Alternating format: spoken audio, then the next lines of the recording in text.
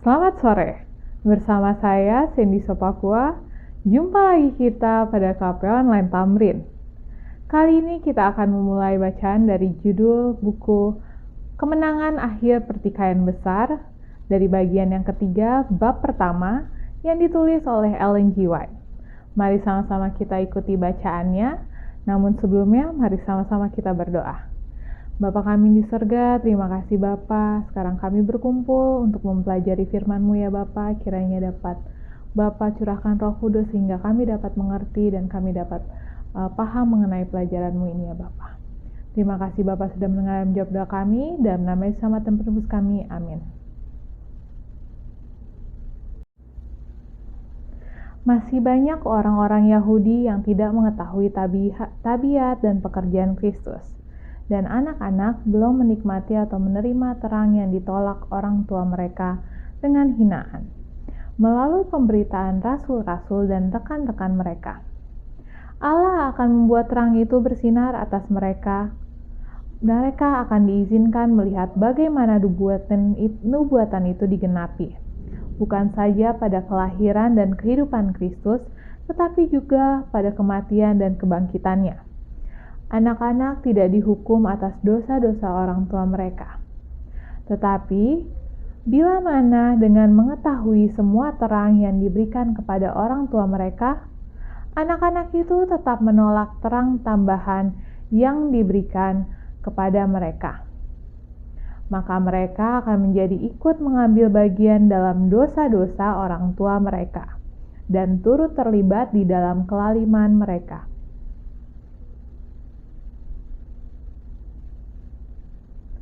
Panjang sabar Allah atas Yerusalem hanya memastikan bahwa orang Yahudi itu tetap keras kepala, tidak mau mengakui dosa-dosa mereka.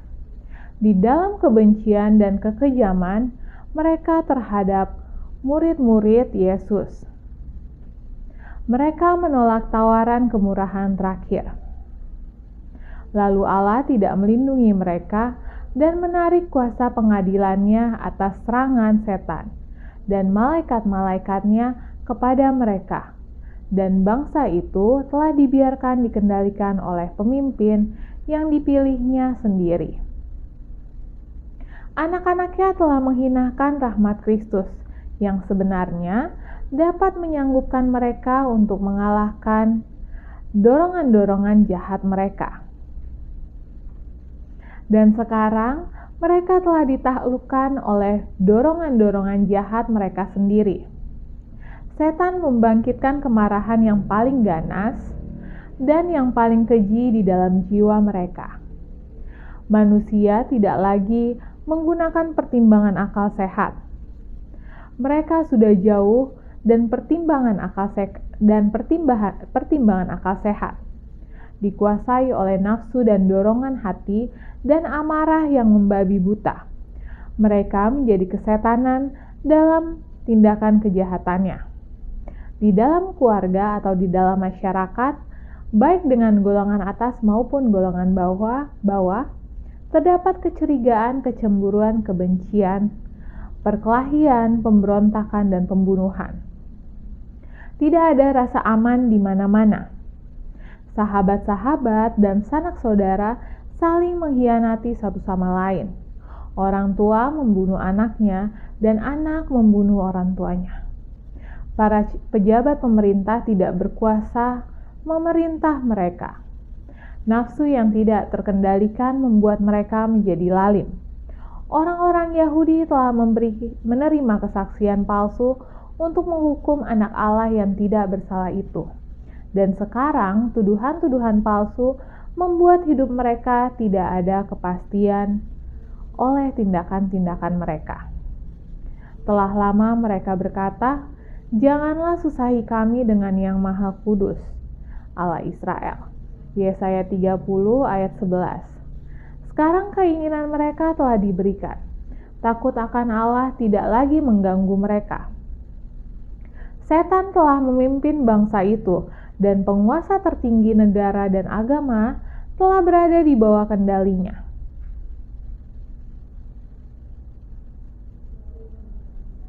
Para pemimpin golongan penentang pada waktu itu bersatu untuk merampok dan menganiaya korban-korban yang malang.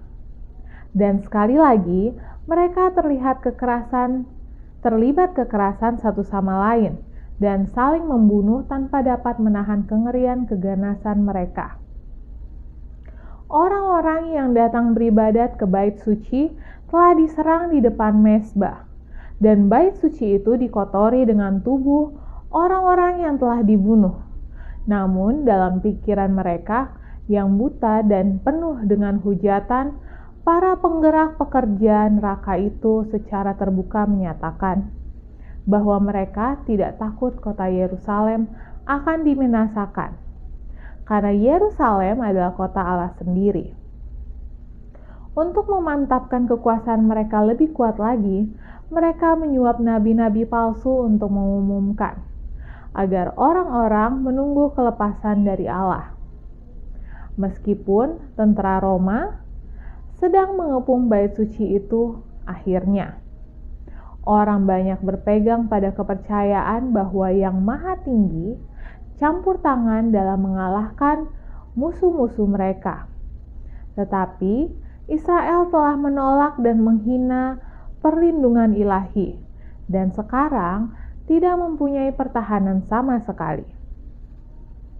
Yerusalem yang malang, dikoyak-koyak oleh pertikaian di dalam negeri sendiri. Darah anak-anak mereka yang dibunuh oleh tangan-tangan orang lain membuat jalan-jalannya merah, sementara tentara asing menghancurkan kubu-kubu pertahanannya dan membunuh pahlawan-pahlawan perangnya.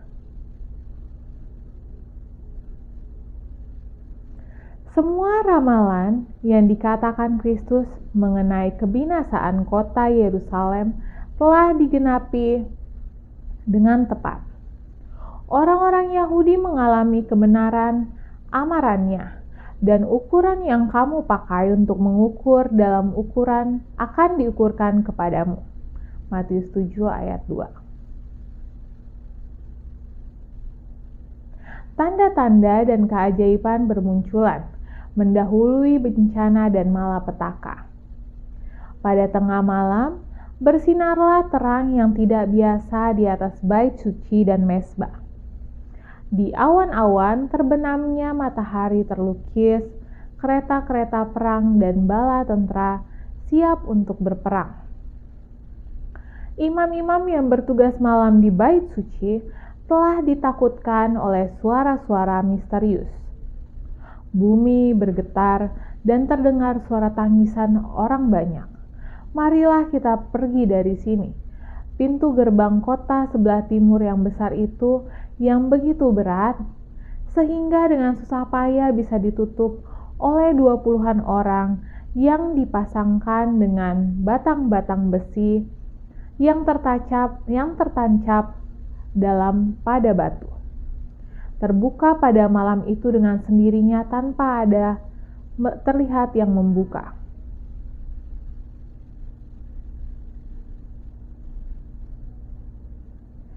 Selama 7 tahun, seseorang terus-menerus menelusuri jalan-jalan kota Yerusalem, menyatakan malapetaka yang akan menimpa kota itu. Siang dan malam ia menyanyikan nyanyian ratapan kesedihan. Suara dari timur, suara dari barat, suara dari keempat penjuru mata angin. Suara menentang Yerusalem dan menentang bait suci. Suara menentang pengantin laki-laki dan pengantin perempuan. Suara menentang semua orang. Ibit orang aneh ini dipenjarakan, dicambuk, dan dihukum dengan kejam. Tetapi tidak ada keluhan yang keluar dari bibirnya. Terhadap hinaan dan pengakuan kejam itu, ia hanya menjawab, malapetaka, malapetaka bagi Yerusalem. Malapetaka, malapetaka bagi penghuninya. Seruan amarannya terhenti setelah ia dibunuh pada pengepungan yang dikatakannya sebelumnya.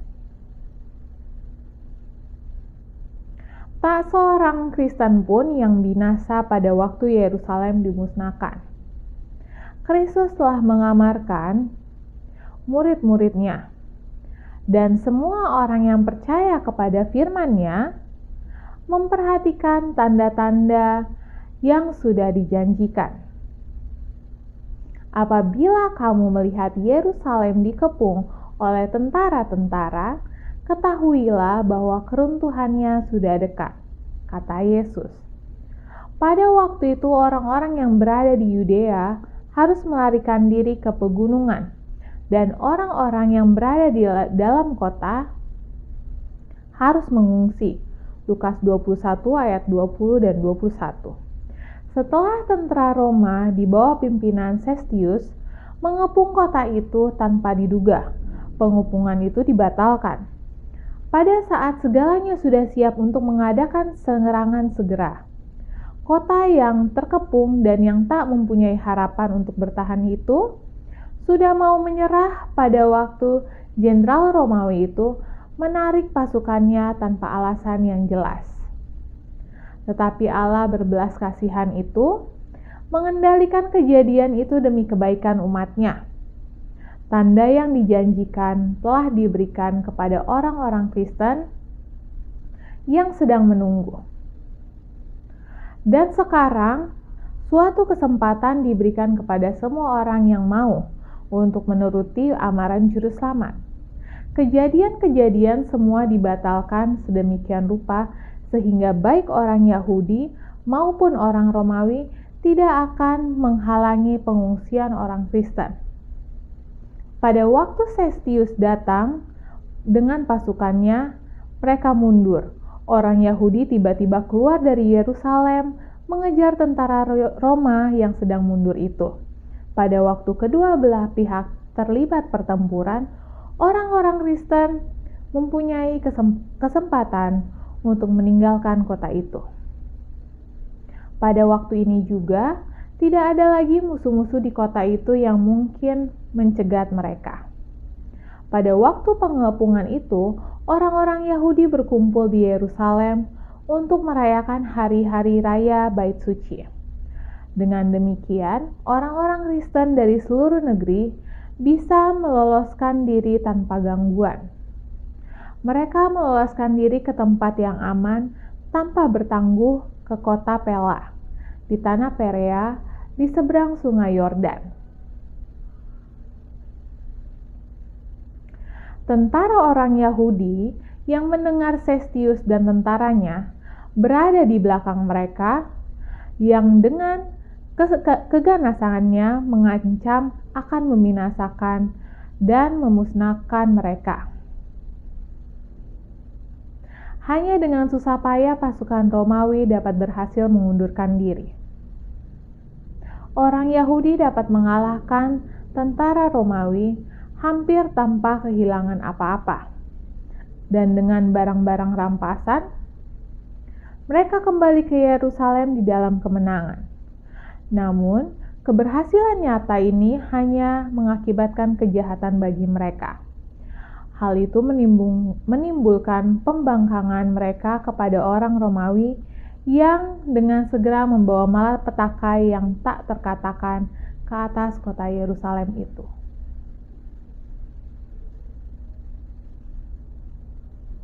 Bencana yang mengerikan menimpa kota Yerusalem pada waktu pengepungan diulangi oleh Titus. Kota itu dikepung musuh pada waktu Hari Raya Paskah, pada waktu berjuta-juta orang Yahudi berkumpul di dalam kota. Gudang-gudang penyimpanan bahan makan mereka, yang jika diisi dengan cermat, akan dapat memasok bahan makanan bagi penduduk untuk bertahun-tahun lamanya. Tetapi, sebelumnya telah dirusakkan oleh karena iri hati dan dendam kelompok-kelompok yang menentang. Dan sekarang bala kelaparan yang mengerikan harus dialami. Sesukat gandum telah dijual dengan harga 1 talenta. Begitu ganasnya kelaparan itu, sehingga manusia menggerogoti ikat pinggang kulit, sendal kulit, dan penutup perisainya yang terbuat dari kulit. Banyak orang menyelinap keluar pada malam hari, mengumpulkan tanaman-tanaman liar yang tumbuh di luar tembok kota. Meskipun banyak yang tertangkap dan disiksa dengan kejamnya, dan mereka yang kembali dengan selamat sering dirampok. Apa-apa yang telah mereka kumpulkan dengan penuh bahaya. Penyiksaan yang paling tidak mengenal peri kemanusiaan dilakukan oleh mereka yang berkuasa untuk mengambil bahan makanan dari orang yang kelaparan, yang mungkin mereka sembunyikan. Dan tindakan kekejaman ini sering dilakukan oleh orang-orang yang cukup makan dan hanya semata-mata untuk menimbun persediaan makanan untuk diri sendiri di masa mendatang.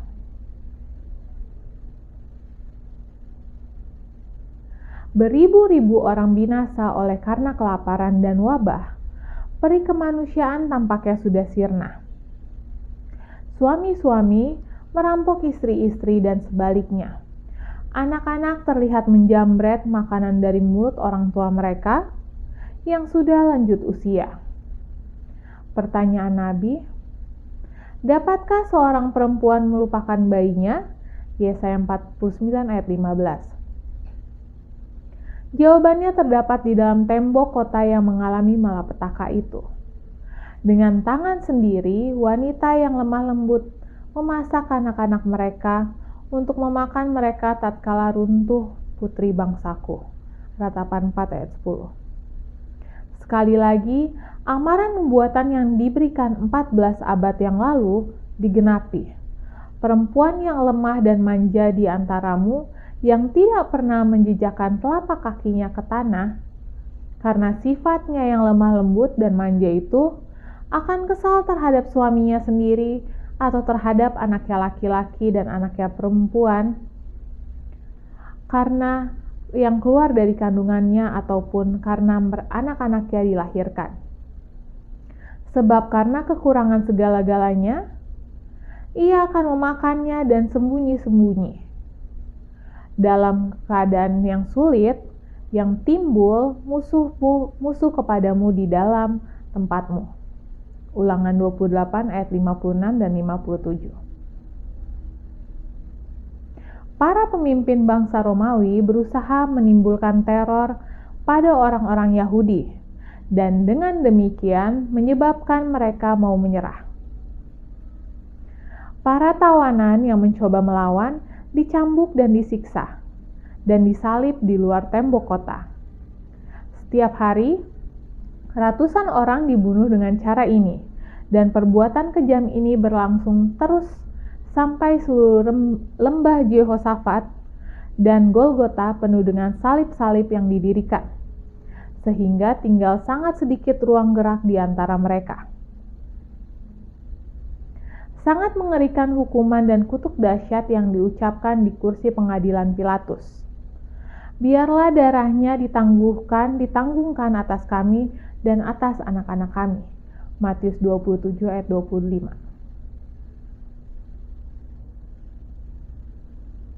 Sebenarnya Titus mau mengakhiri keadaan yang mengerikan ini. Dengan demikian, menghindarkan kota Yerusalem dari kebinasaan total. Ia diliputi perasaan ngeri ketika ia melihat timbunan jenazah di lembah-lembah bagaikan seseorang yang terpesona. Ia melihat bait suci yang megah dan indah dan dari puncak Bukit Zaitun, sehingga ia memberi perintah agar tak satu pun batunya boleh dijamah.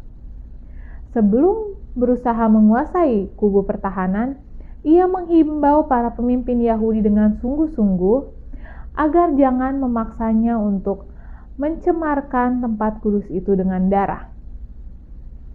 Jika mereka keluar dan bertempur di mana saja, maka tak seorang pun tentara Romawi akan melanggar kesucian bait suci itu. Yosefus sendiri dalam berbagai himbauannya memohon dengan sangat agar mereka menyerah untuk menyelamatkan mereka sendiri, kota mereka dan tempat mereka berbakti. Akan tetapi, kata-katanya ini telah dijawab dengan kutukan pahit. Lembing telah dilemparkan kepadanya, sebagai seorang juru penengah manusia pada waktu ia berdiri memohon kepada mereka. Orang Yahudi telah menolak permohonan anak Allah, dan sekarang anjuran dan permohonan hanya membuat mereka tetap bertahan sampai akhir. Sia-sialah usaha Titus untuk menyelamatkan bait suci. Seorang yang lebih besar daripadanya telah menyatakan bahwa tak satu batu pun tinggal di atas batu yang lain. Demikianlah pelajaran kita pada sore hari ini. Mari sama-sama kita berdoa. Bapa kami di surga, terima kasih Bapa atas berkat-Mu hingga sampai pada hari ini. Kami telah selesai membaca dan mempelajari sebagian dari firman-Mu ya Bapa. Kiranya dengan pelajaran ini membuat kami lebih memahami-Mu dan lebih dekat lagi pada-Mu ya Bapa. Terima kasih Bapa sudah mendengar menjawab doa kami, dan nama Yesus dan penebus kami. Amin. Sampai jumpa minggu depan. Tuhan memberkati.